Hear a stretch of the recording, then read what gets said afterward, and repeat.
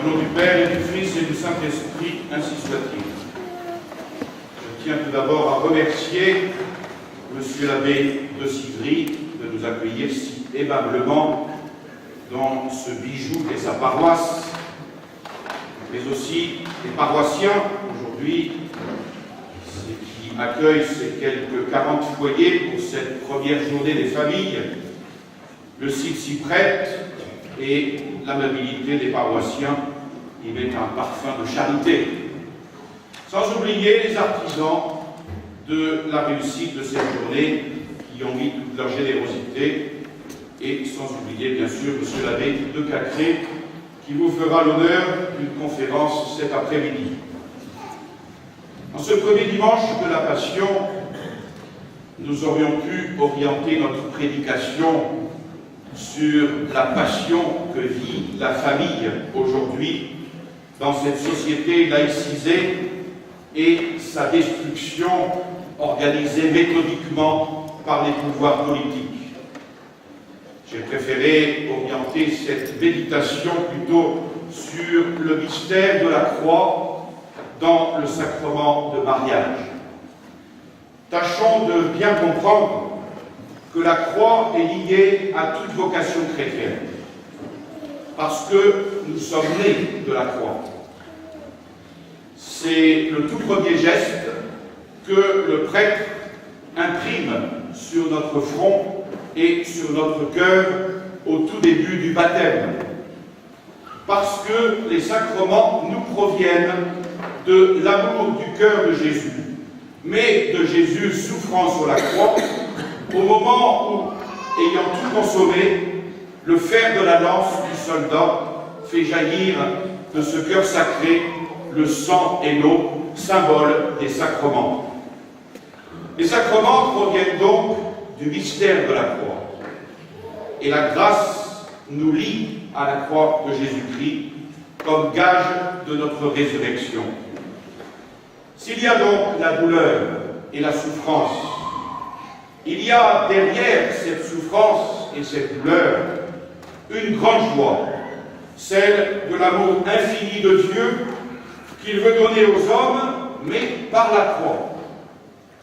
Notre vie chrétienne est donc liée à ces deux aspects de la croix, la souffrance, l'épreuve et l'amour.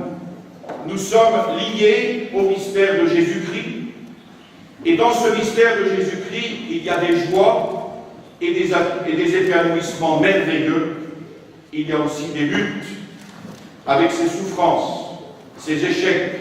Il y a la croix, mais cette croix s'achève dans la résurrection. Et c'est cette croix victorieuse de toutes les luttes, du péché, de la mort, c'est elle qui nous est donnée. Et tout cela nous est montré d'une manière admirable dans les mystères du rosaire. Mystère de joie, mystère de douleur, de lutte et de souffrance, mystère de gloire, de liberté plénière dans la gloire. Si la vie religieuse lie immédiatement à la croix, le sacrement de mariage lie symboliquement, mais d'un symbolisme divin, à la croix. En effet, le sacrement de mariage est lié à cette alliance de l'époux et de l'épouse qui se réalise à la croix. Et ainsi, le sacrement de mariage qui provient de la croix lie symboliquement, d'un symbolisme divin, les époux à la croix de Jésus-Christ.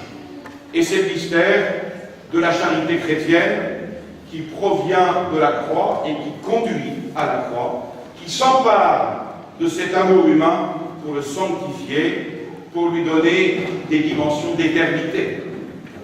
Alors on peut dire que la grâce du sacrement de mariage va intensifier l'amour des époux, le purifier, le surnaturaliser et y mettre le sceau de la croix avec tout ce que cela implique d'intensité et de victoire de l'amour et aussi de lutte et de souffrance.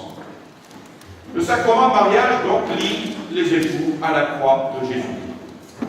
Il ne les met pas du tout en dehors. il ne les fait pas du tout retourner au paradis terrestre en disant « la croix, c'est uniquement pour la vie religieuse ». Non, et on peut même dire, par expérience, que la croix de ceux qui sont mariés est quelquefois plus visible que la croix du sacerdoce et de la vie religieuse. Les luttes sont parfois plus visibles dans le mariage chrétien et la croix y est plus manifeste que dans la vie sacerdotale ou religieuse, où les croix sont peut-être plus intérieures. Mais des deux côtés, c'est le mystère de la croix, parce qu'il n'y a pas de sainteté chrétienne sans passer par la croix. On ne peut pas faire l'économie de la croix, ni dans la vie sacerdotale ou religieuse, ni dans le mariage. D'où la nécessité, dans l'éducation de la jeunesse, de former la volonté au sacrifice. Une jeunesse qui n'est plus formée au sacrifice, à la générosité, au don de soi, ne peut pas donner de prêtre ou de religieuse. Donc toute la vie est sacrifice et don de soi à Dieu et aux âmes. Comme elle ne pourra donner des foyers solidement chrétiens, des familles nombreuses où les croix sont toujours là comme une condition pour engendrer des joies magnifiques. Les joies des naissances, les joies des premières communions, les joies des confirmations, les joies des communions solennelles, les joies des mariages. Quelles sont les différentes croix qui peuvent exister à l'intérieur d'un foyer? Il y a quelque chose de la croix de notre Seigneur qui est propre au foyer. Et la première chose qu'on peut regarder, c'est ce qui touche aux enfants. La première de ces croix, c'est la stérilité. C'est une croix terrible. Une croix terrible pour des époux qui voudraient avoir des enfants et qui ne peuvent pas. Surtout quand on côtoie des foyers qui ont des enfants. Eh bien, l'époux et l'épouse ne doivent jamais penser que leur mariage est inutile. Ils doivent porter cette croix en commun, et quand leur vie chrétienne s'intensifie, ils comprennent que ce n'est pas n'importe quelle croix présente dans leur cœur et dans leur vie, c'est la croix de Jésus-Christ. La deuxième de ces croix, c'est un enfant handicapé. Là, c'est peut-être la mère qui souffre le plus. C'est elle qui a formé le corps. C'est une croix parfois terrible, quelque chose qui s'impose à nous, qu'on n'a pas choisi, et qui blesse les époux dans leur cœur et dans leur chair. Il y a les croix plus spirituelles. C'est quand l'enfant grandit, qu'il se sépare totalement de ses parents au point de vue de la foi. Les parents chrétiens voulaient, en transmettant la vie, transmettre, conformément à la fin première du mariage, tout le patrimoine spirituel qu'ils avaient reçu eux-mêmes. Être là pour l'éclosion et le développement de la foi. Et un jour, voilà qu'ils ne peuvent plus rien contre ce jeune qui veut s'émanciper, qui veut acquérir une autonomie et qui finalement perd sa liberté pour acquérir une soi-disant autonomie qui est en fait un esclavage. Et il est ainsi très rude pour des parents chrétiens de voir la limite et l'échec peut-être de l'éducation qu'ils ont donnée, de voir que cette éducation qui aurait dû permettre un développement chrétien de l'enfant a été au contraire un arrêt et une occasion de révolte, d'opposition à l'égard de Dieu. C'est peut-être la croix la plus importante quand il s'agit de parents chrétiens qui aiment en Dieu leurs enfants et qui étouffent pour les amener un jour vers le ciel. Et puis, il y a encore d'autres croix, celle qu'apporte la maladie, plus rude encore quand elle conduit à la mort d'un enfant, d'un adolescent. La maladie et la mort sont des croix dures à porter, en dehors de la grâce, en dehors de la foi profonde, alimentée à une profonde vie chrétienne. C'est quasiment impossible à porter. C'est un scandale pour l'intelligence, avec le risque de devenir une révolte contre Dieu si l'on ne comprend pas la foi que Dieu sait mieux par la foi, que Dieu sait mieux que nous, le pourquoi d'une telle épreuve, et qui en retire un plus grand bien pour la famille entière. puis, il y a d'autres croix propres à la famille, au moment du mariage, ou de la vocation sacerdotale ou religieuse d'un enfant. La vocation a pu être, dans certaines circonstances, une croix, quand des parents, même profondément chrétiens, ne comprennent absolument pas. Leur foi était alors certainement imparfaite, ou n'ayant pas compris grand-chose au mystère de la vocation. Pour des parents profondément chrétiens, qui ont toujours souhaité une ou plusieurs vocations parmi leurs enfants, et qui ont prié pour cela, c'est une source de grande joie. Une joie pour des parents de voir leur enfant se donner à Dieu par la voie de la vie religieuse ou du sacerdoce. Et c'est peut-être la plus grande des joies du foyer. Mais aussi, si c'est la plus grande des joies du foyer, lorsque le jeune choisit mal, c'est alors une croix terrible pour les parents. De même, quand un enfant choisit pour se marier, quelqu'un que les parents ne peuvent pas accepter pour des motifs légitimes, il faut alors, tout en maintenant un refus, qui occasionnera peut-être une séparation à tout jamais, que les parents aient assez de vitalité divine et d'amour vrai pour être victorieux de certaines formes violentes, très dures à porter, car on ne peut, sous prétexte de charité, renoncer à la vérité, qui reste la première des charités, la première des preuves de l'amour pour les enfants. Et puis, il y a la croix terrible.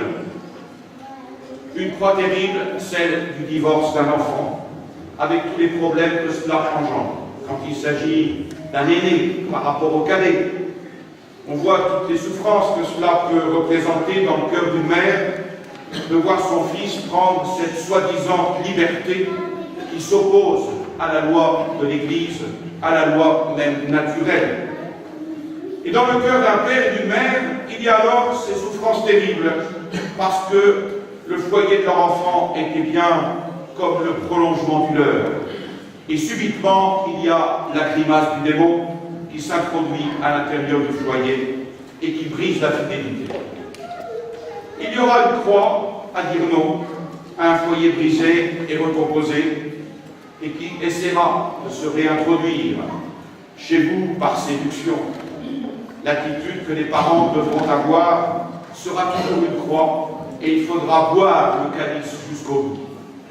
Alors nous touchons là les grandes blessures qui peuvent exister dans un foyer. Sans oublier les croix qui naissent entre les époux eux-mêmes, quand l'un rejette si facilement la faute sur l'autre.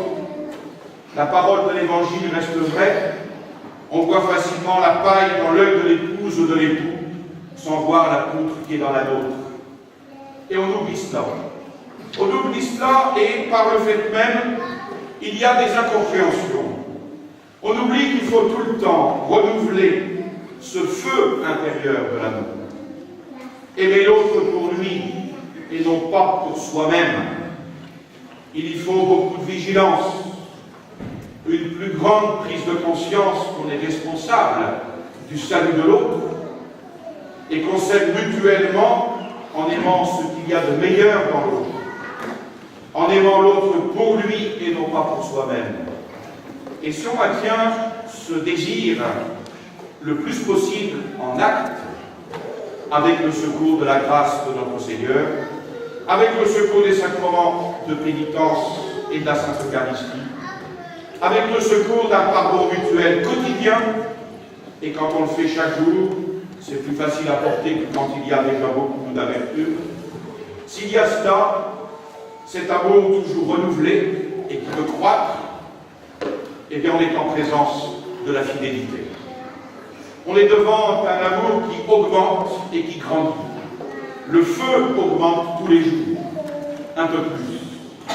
Ce n'est pas pour rien d'ailleurs qu'on appelle ce sacrement de mariage une fois accompli. On parle d'un foyer où le feu brûle nuit et jour. Il ne s'éteint pas. Au contraire, si on commence à se replier sur soi en analysant les torts de l'autre, c'est très mauvais et c'est encore plus mauvais si on confie cela à un autre qui écoute et qui renchérit. Dès qu'on s'écarte, l'autre s'écarte et il n'y a plus d'unité. Et si on a suffisamment de force de volonté, on demeurera peut-être unis par devoir, on s'arrangera comme on peut, et ce n'est pas cela un foyer chrétien. Alors, qu'est-ce qui permet, en conclusion, qu'est-ce qui permet à un foyer chrétien de traverser toutes ces épreuves et de grandir à travers elles? En premier lieu, c'est un sens de plus en plus grand du mystère de l'amour miséricordieux de Jésus-Christ et de sa croix. Une croix victorieuse de la mort, de la souffrance, de l'orgueil, de l'égoïsme. C'est cet amour de Jésus-Christ qui doit être victorieux dans le cœur de l'époux et de l'épouse. Et c'est bien le sens du sacrement de mariage qui apporte donc avec lui le remède. C'est ce lien si fort de l'époux et de l'épouse avec Jésus-Christ et dans le regard de Jésus-Christ, ce regard si fort qu'il doit y avoir entre l'époux et l'épouse qui doivent s'aimer dans un don toujours plus grand. C'est cet amour-là qui seul peut être victorieux de tout le reste et qui aussi sera source de jaillissement par rapport aux enfants. C'est l'amour de Jésus-Christ qui permet cela. Parce que l'amour de notre Seigneur Jésus-Christ est vraiment une source d'amour et permet à cette croissance d'aller toujours plus loin. C'est donc la prière maintenue dans le foyer chrétien. Une prière de l'époux avec l'épouse et les enfants. Une prière aussi de chacun d'eux, seul, avec notre Seigneur Jésus-Christ. C'est le lien personnel de chacun avec notre Seigneur, porté par la très sainte Vierge Marie, qui permettra de maintenir ce lien de l'époux et de l'épouse, de l'intensifier, et de faire qu'il soit capable d'être source d'amour victorieux par rapport aux enfants. C'est donc l'oraison, le sacrement de pénitence, la Sainte Eucharistie. Mais peut-être pourrait-on mettre l'oraison en premier lieu, parce que ce n'est pas facile, dans les circonstances que vit l'Église aujourd'hui, de pouvoir communier chaque jour.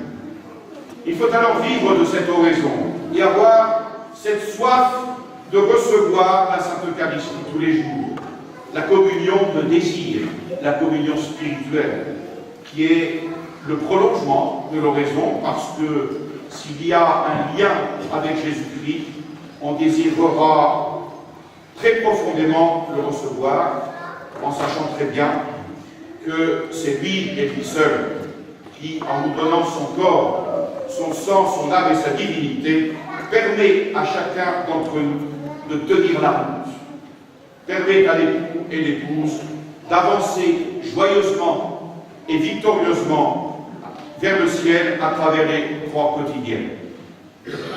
Et c'est en ce sens que l'idée religieuse, symbolisée par le crucifix qui trône dans chacun de vos foyers, par la croix, est nécessaire pour assurer le bonheur éternel des époux. La tâche la plus belle, la plus sublime, est en effet de veiller non seulement sur leur sort terrestre, mais aussi sur leur bonheur éternel. Et c'est la seule question dans laquelle la femme a le droit d'être jalouse de son mari. C'est du moins ce qu'enseigne saint Augustin quand il écrit « Les femmes doivent être jalouses de leur mari, non pas à cause de leur corps, mais à cause de leur salut éternel. » C'est pourquoi, dit saint Augustin, je vous y engage, je vous le recommande et je vous l'ordonne. Et c'est aussi une grande joie quand la femme peut dire à son mari « C'est à toi que je dois, après Dieu, d'avoir eu dans mon existence un époux courageux et de si bons enfants. » Et c'est une grande joie aussi quand le mari peut dire à sa femme « Je te remercie d'avoir été pour moi une épouse si attentive et la douceur de mon foyer. » Mais comme ce sera une plus grande joie encore, si tous deux peuvent se dire un jour « C'est à toi que je dois être arrivé à la vie éternelle, ainsi soit-il. » Au nom du Père et du Fils et du Saint-Esprit, ainsi soit-il.